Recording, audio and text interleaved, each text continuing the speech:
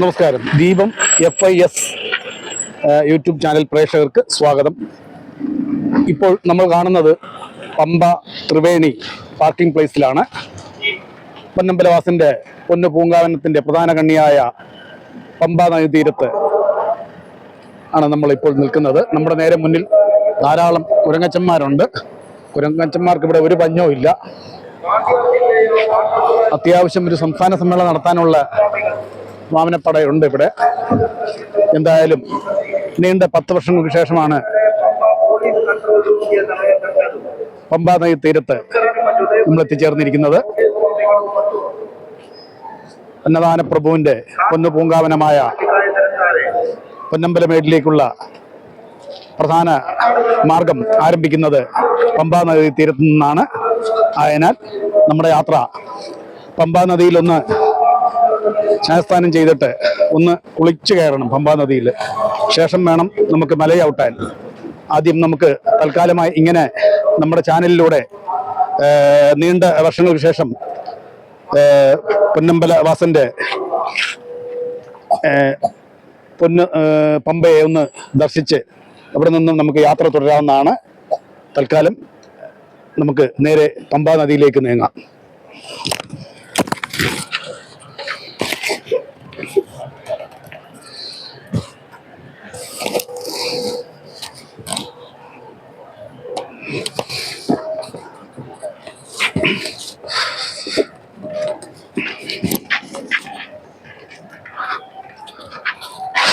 ഈശ്വര,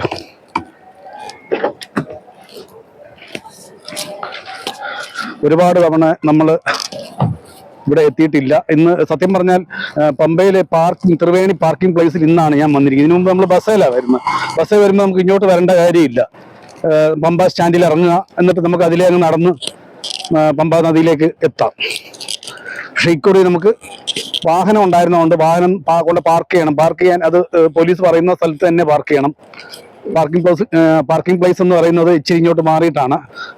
അതുകൊണ്ട് വാഹനം പാർക്ക് ചെയ്ത സ്ഥലത്തിന് ത്രിവേണി എന്നോ മറ്റോ ആണ് പേര്.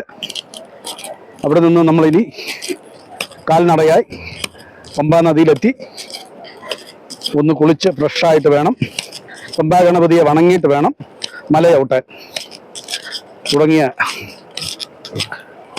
ആത്മീയപരമായ കാര്യങ്ങളുടെ ഭാഗമായിട്ട് നമ്മളിതാ നടന്ന് നീങ്ങിക്കൊണ്ടിരിക്കുകയാണ്. ഇവിടെ എങ്ങാണ്ട് ഒരു ഷോർട്ട് കട്ട് വഴിയുണ്ട് പമ്പാ നദിയിലേക്ക് കടക്കാനായിട്ട്. ആ ഷോർട്ട് കട്ട് വഴി കൂടെ തന്നെ നമുക്ക് ഇറങ്ങാം. ഒരുപാട് നടന്ന് മെനക്കെടേണ്ട കാര്യമില്ല. അങ്ങനെ നമ്മുടെ പ്രേക്ഷകരേവരും ഇങ്ങനെ ഇതാ പമ്പ നദിയുടെ തീരത്തെ ത്രിവേണി പാർക്കിംഗ് പ്ലേസ് കണ്ട് ആസ്വദിച്ചിരിക്കുകയാണ്. ഈ പാസ് എടുക്കാനുള്ള തിരക്ക് കണ്ടു കഴിഞ്ഞാൽ തല ഇറങ്ങി വീഴും. ഏതാണ്ട് ഒരു 10 തൃശ്ശൂർ പൂരത്തിനുള്ള ആളുണ്ട് ഇവിടെ. ഒരാഴ്ചയായിട്ട് ഈ പാസിന് വേണ്ടി ശ്രമിച്ചിട്ട് കിട്ടിയില്ല.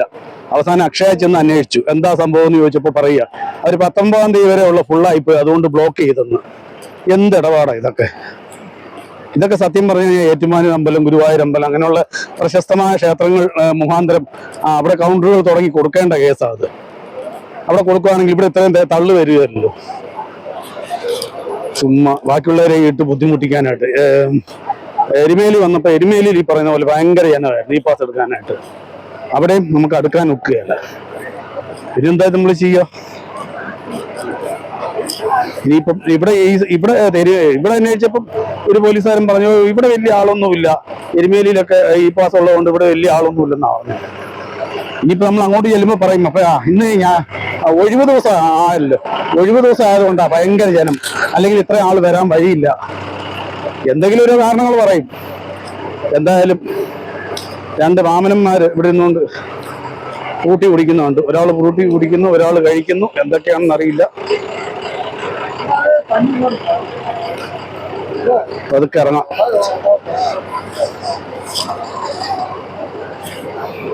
ഇങ്ങനെ പമ്പാ നദിയിലേക്ക് ഇറങ്ങാനുള്ള ഒരു മാർഗമാണ്. ഇതിലൂടെ ഇറങ്ങി ആദ്യം ഇ പാസ് എടുക്കണം. ഈ പാസ് എടുത്താൽ മാത്രമേ ഉള്ളൂ നമുക്ക് ദർശനത്തിന് കടക്കാൻ പറ്റുള്ളൂ. അതല്ലെങ്കിൽ മേളിൽ ചെന്ന് നമ്മൾ ലോക്കായി പോകും അല്ലേ. അപ്പം അത് കഴിഞ്ഞ് വേണമെങ്കിൽ നമുക്ക് പമ്പയിലൊന്ന് നീരാടാൻ. എന്തായാലും നിങ്ങൾക്ക് ഇത് ലൈവായി കാണാൻ സാധിക്കും എന്നാണ് എൻ്റെ വിശ്വാസം. ലൈവ് പോകുന്നുണ്ടോ ആവോ.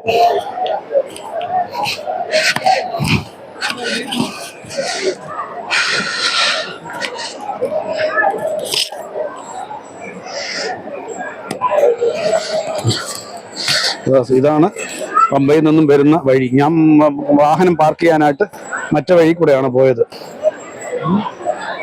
സ്വാമി എവിടെയാ പാസ് എടുക്കുന്ന? എവിടെയാ? ഭയങ്കര ആളാണോ?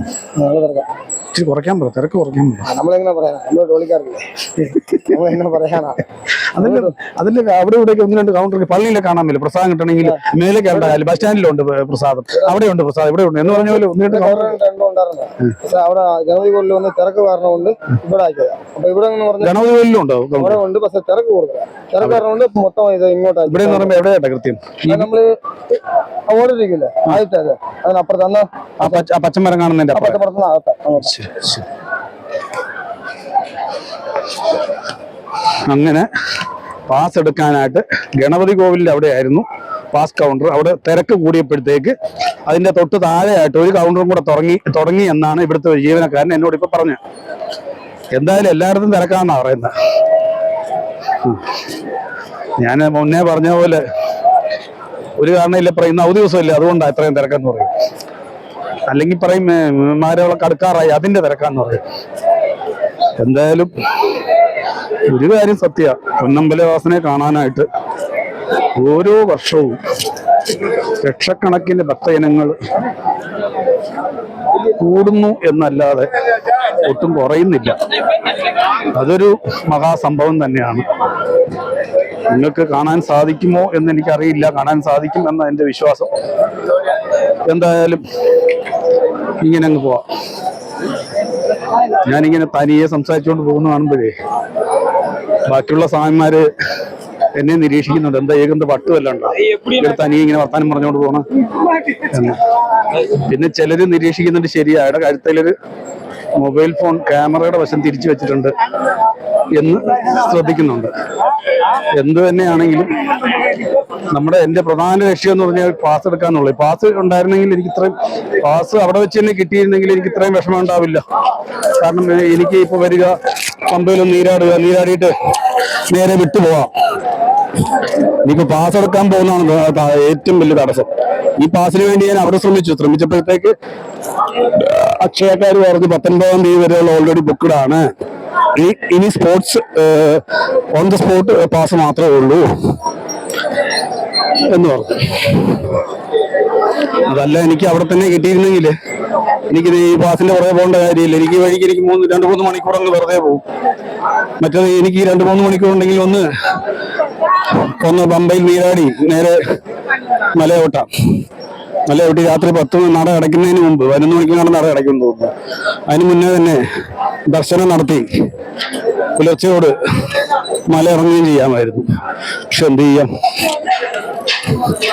പാസ്സാണ് പ്രശ്നം. പാസ് നമുക്ക് കിട്ടാതെ മുമ്പോട്ട് പോകാൻ ഒക്കുകയല്ല. കടന്ന് മേളിലോട്ട് കയറി ചെല്ലാം. പക്ഷെ മേളിൽ ചെന്ന് കഴിയുമ്പോൾ അങ്ങ് എന്തി ചെല്ലുമ്പോൾ നമ്മൾ പിടുത്തം വീഴും. തന്നെയല്ല അത് നമുക്ക് അതിന്റെ ആവശ്യമില്ലല്ലോ. നമുക്ക് പാസ് കിട്ടുന്നേ കിട്ടട്ടെ. എവിടെയാണ് സാറേ, എവിടെയാ പാസ് എടുക്കുന്നത്? പാസ് അപ്പൊ തൽക്കാലം പാസ് എടുക്കാൻ പോകുന്ന കാരണം പ്രോഗ്രാം വൈൻഡപ്പ് ചെയ്യാണ്. കാരണം പാസ് എടുക്കാൻ എത്ര നേരം ക്യൂ നിൽക്കേണ്ടി വരുമെന്ന് എനിക്കറിയില്ല. അയ്യോ എന്റെ പൊന്നോ, ഇവിടെ തന്നെ ഭയങ്കര ക്യൂ ആണ്. എന്റെ പൊന്നോ, ഇവിടെ 10,000 പേര് ഇരിപ്പുണ്ട്. അയ്യോ, ഞാൻ ഇനി എന്ന് പാസ് എടുക്കാനാ?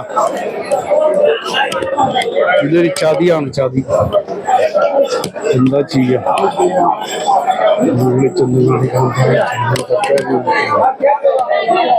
ശരിക്കും ലോക്കായി പോയി. 10,000 പേരുണ്ട് pass. Retail time booking counter, real time booking counter. ഈ 5000 പേർക്ക് കിട്ടി, എനിക്ക് അത് കഴിഞ്ഞ് അപ്പം കിട്ടാൻ. ഓ, ഇന്നിനി പാടാ. ക്യൂ നിന്ന് ഞാൻ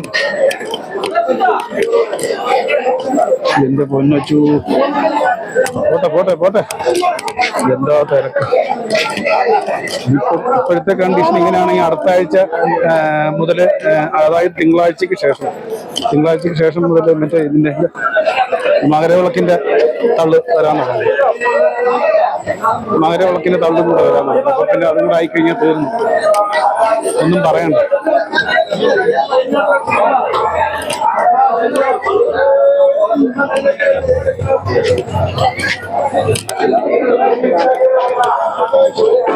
പാസ് എടുക്കുന്ന എവിടെയാ? മാർക്കി ഇതിന്റെ മുന്നേ. എന്തായാലും കയറി നിൽക്കാം. തൽക്കാലം ഇത്രയും നേരം ചിത്രീകരിച്ച എപ്പിസോഡ് ഇപ്പം തന്നെ ഞാൻ അപ്ലോഡ് ചെയ്യാം. ബാക്കിയുള്ളത് നമുക്ക് പാസ്സെല്ലാം കിട്ടിക്കഴിഞ്ഞ് മല കയറുമ്പോഴത്തേക്ക് ചിത്രീകരിച്ച് അപ്ലോഡ് ചെയ്യാം. എന്ന് ഇവിടെ നിന്നാൽ മതിയോ? അതകത്ത് കയറി നിൽക്കണം. ആ